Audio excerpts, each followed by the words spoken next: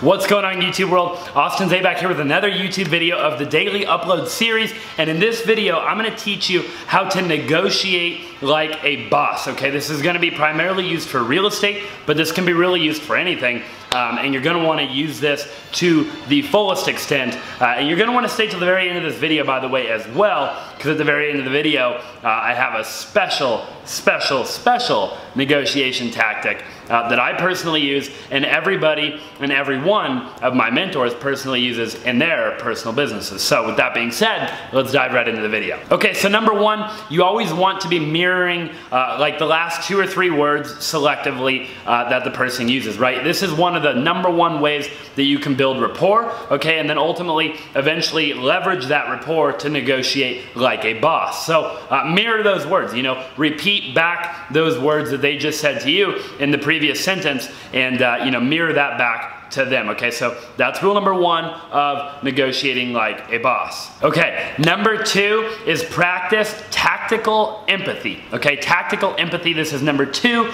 to negotiating like a boss, building rapport, but again, which ultimately leads you to negotiating like a boss. So what do I mean by this? Okay, so you can say things like, you know, when you're in conversation, you know, hey John, you know, it looks like you're concerned about blank. Or, hey John, you know, it looks like you're afraid of blank, right? Now, what this is gonna do is this is gonna disarm them, right? You're basically, again, tactical empathy, right? You're emphasizing, you know, what it is that you think that they're afraid of, and you're just attacking it right on the head. So this will go a long ways in building rapport, and this is number 2 of negotiating like a boss. You know, basically in number 2, you want to list out the worst things that they could say about you, right? So you want to take the things that you think that they could say about you that would be the worst things, and you want to spitball that right into the conversation, right? So you're attacking that straight on the head. Again, this is going to let their guard down, and it's going to open you up to being able to negotiate like a boss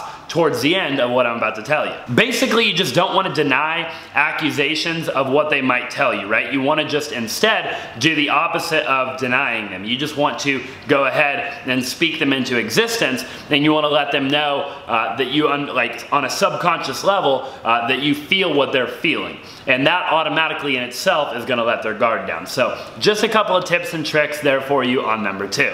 Okay, number 3 is get to a no. Right? Pushing people for a yes makes people defensive. So you actually want to get a couple of no's out of them. You want to ask them questions that gets them to respond in a no-like manner. A lot of people are always looking for those yeses in the very beginning, and the reality of it is people have their guards up, their defenses up. They don't want to be sold, right? Everybody's used to being sold, and everybody's selling everybody everything, right? So if you're negotiating like a boss, try to get a couple of no's out of them first before you start getting the yeses out of them. For example, you know, is now a bad time to talk? Or, hey John, you know, have you given up on this project? You know, have you given up on your goal of selling the house? Or have you given up on you know, creating a win-win scenario, right? To get this deal put together? You know, no, Austin, I haven't. You know, I haven't given up, right? These are, again, just a couple of examples. There's a lot of different questions that you can fill in the blank, but the key is, because it depends on obviously what you're negotiating, what you're selling, etc. But try to get some no's out of them, and make sure that you ask questions, right, where you know they're going to say no, so you're not setting yourself up for failure, right? So you don't want to ask them a question where you think they're going to answer no, and then they say yes. I mean, it wouldn't be the end of the world, but I would really try to get better at this as time goes along, and depending on what niche you're in or what you're trying to negotiate or what it is exactly that you're trying to accomplish, this should happen pretty fast. You might screw this up a little bit, but to be completely honest with you, I would rather you screw it up. I'd rather you screw this whole thing up. I'd rather you screw everything up and learn from your mistakes rather than trying to get it perfect on the first go around. So keep that in mind as well. So number 4 is you want to trigger the that's right? So what do I mean by that? Basically, you want to convince them that you understand their dreams and their goals, right? You want to convince them that you understand. So you want to say, that's right, John, you know, and let me apply this into a couple of different scenarios so you understand, but understand that number 4 is the that's right. Basically, you just want to summarize and reaffirm things that you've talked talked about in the conversation to get the that's right mindset, right? So whatever you're talking about, you know, that's right, John, yeah, you know, we're definitely gonna pay all cash and we're gonna close in 7 days and we're gonna do this, and that, and the other thing. You're essentially just taking whatever you talked about, like I said, you're summarizing it, you're reaffirming it, you know, and you're just emphasizing that you do understand their dream, their goal, their vision, and that you're on the same page as them and not the other side, right? You're on the same page, which is gonna lead me to number 5, which is the big one that I talked about in the beginning of the video. But basically you want them to think that you're on their side and not the other side, right? That's gonna also let their guard down, and it's gonna open you up to be able to negotiate like a boss. All right, and last but not least, number 5, and then stay till the end of this video because I have a couple of special announcements, but number 5 is the higher authority, is what I like to call it, right? And every great salesman that has ever walked this planet, whether it be car sales or insurance sales or, you know, phone sales, iPhone sales, or real estate sales, uses what I like to call the higher authority, okay? What the higher authority is essentially no matter where you are, no matter what walk of life you're in, even if you're the highest of the high, you're the CEO,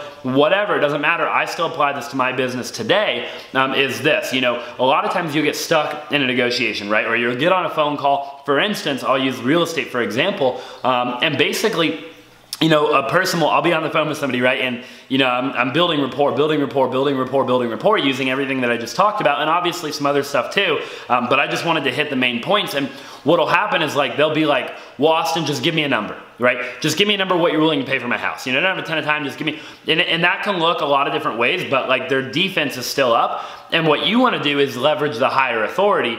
And what I'll do is I'll say, hey, John, look, while I really wish I could give you a number, you know, I really wish that, you know, I was in a position where I was able to just give you an all cash number of what I'd be willing to pay for your property here today. But while that's not a reality, due to the fact that, you know, my business partner is actually the one with the deep pockets, you know, and he's actually the final decision maker on this deal. You know, unfortunately, I have to run everything by him and get the final green light from him. And, you know, I can't really make any decisions up until that point. You know, my job really is just to collect information so I can pass it along to my partner and so he can ultimately make the decision. Okay, so that's leveraging my higher authority. You'll see car salesmen do this. You're in mid-negotiation on a car and they're like, hey, look, I have to go talk to my manager to see if I can pull that number off. The reality of the situation is, I would probably say it's safe to assume, like 99% of the time, they don't go talk to anybody. They just walk around the corner, get on their cell phone, do whatever it is that they were gonna go do anyways, and then they come back and they're like, yeah, you know, oh, it took me a lot of work, you know, I had to really, you know, this, that, and the other, you know, it was really tough, you know, he didn't want to agree to this, but I finally got him to agree. Now, this does a couple of different things. Number one, the pressure's not on you anymore, right? Now you're the good guy. You're on their side. You're just trying to help them get a win-win scenario put together, okay? So they can't come and attack you because you're now just the messenger, right? You ever heard the term, don't shoot the messenger? I use that all the time when I'm negotiating because I'm like, look, John, you know, my partner, he came back like way lower than what you initially wanted. Now, again, don't shoot the messenger. You know, I want to explain to you why. They can't get mad at me now because my partner, quote unquote, whether I have one or not, whether I talk to him or not, him or her, is really irrelevant. The point is the psychology that goes into it. They assume that you did, and so basically what happens is it allows you to be the good guy, you're on their side, and you can ultimately, you know, negotiate the deal like a boss. It does a lot of other things for you as well. You know, you can end up having multiple phone calls with a person, which will allow you to build more rapport because every time at the end of the phone call, you tell them that you have to go talk to your partner, right? The higher authority, whatever that higher authority is. So it opens up a lot of doors for you to come back and keep negotiating until you reach a number that makes sense for everybody. When if it were just you, if they thought it was just you and you were the final decision maker, you know, they would be a little bit more antsy, they'd have their guard up a little bit more, and they would look at you more, you know, like you were somebody just trying to close the sale as opposed to somebody just trying to help them out. So, you know, the higher authority does a lot for you, and you want to leverage this in every scenario. No matter what, you always want a higher authority. You never want to be the indecision maker because you don't want to be that guy, right? So even if you are the higher authority, you still want a higher authority. Does that make sense? Okay, so I hope you learned a lot in this video. These are my 5 best negotiation / rapport building tactics. Number 5 being my favorite. Always leverage the higher authority. You always got to have somebody else that you have to talk to first, which you can then come back, use a little bit of reverse psychology, and you can ultimately get the deal done way more than you would have been able to otherwise. So keep that in mind. Hope you enjoyed this video. These are some simple tactics, tips, tricks that I've used in my career that have allowed me to make, an absolute ton of money and create win-win, true win-win scenarios all the way around, when maybe that wasn't possible before, right? So just keep that in mind. I'm here in my house. For those of you guys that don't know where I live, I'm actually recording a little bit different today. I got a little bit of sunlight left, so I'm trying to use the sunlight to get the lighting, a little bit better in here. Just got the house cleaned today, so super pumped about that. Hey, by the way, if you guys haven't grabbed Real Estate Mastery, it's 50% off right now, and literally the first link in the description, go get Real Estate Mastery. I'm adding a wholesaling section to Real Estate Mastery as well. So if you're interested in wholesaling, becoming a badass real estate agent, becoming a well-rounded real estate entrepreneur, 50% off, join the community. You'll have access to me, full access to, my support team, full access to everything, right? All the private groups, everything like that. And you'll just have access to future possibilities, right? Because I know that, my students come first, and I want to help them before anybody. So if you haven't grabbed that, link in the description below. What the heck, bro? What are you doing? No, but really, I'm just super excited about it. I put my heart and soul into that, and I continue to put my heart and soul into that as I add more value, create more content for that course. You'll never have to buy another course from me. So, wanted to make it a one-stop shop for all of you guys that wanted to be badass real estate entrepreneurs, right? Whether you're a millennial, whether you're older, whether you're younger, it really doesn't matter. It is for you, in fact. So also, second link in the description is a private Facebook group for real estate millennial entrepreneurs, okay? And the social media agency, mainly Instagram growth for now, is coming soon. So stay tuned for that. That'll probably be within the next couple of days, but I'll be doing daily uploads, so I'll keep you guys posted.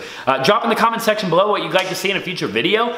I want to definitely do more like lifestyle videos. I'm working on, videographers and editors and stuff like that right now, getting somebody around me full time with a camera on me so you guys can see, real live negotiations, so you guys can see, me walking through houses, me with clients, me driving down the road, B-roll, I would like to get more like drone aerial footage and, more sick angles, bro, and all kinds of stuff like that as well. So along with obviously just the informational videos, I think that I can take the information along with the entertainment, and we can have a really cool community that grows really, really fast and just be serial entrepreneurs. Because those of you guys that don't know, I don't just do real estate. I'm in a lot of other companies. Real estate just happens to be my flagship industry, right? It's the industry where I believe the most wealth can be created on the planet, and I believe that without a shadow of a doubt from the bottom of my heart. So, that's a little bit about what's going on. I hope you guys enjoyed this video. Subscribe if you haven't already. Smash the notification bell, obviously, and we'll see you in the next video.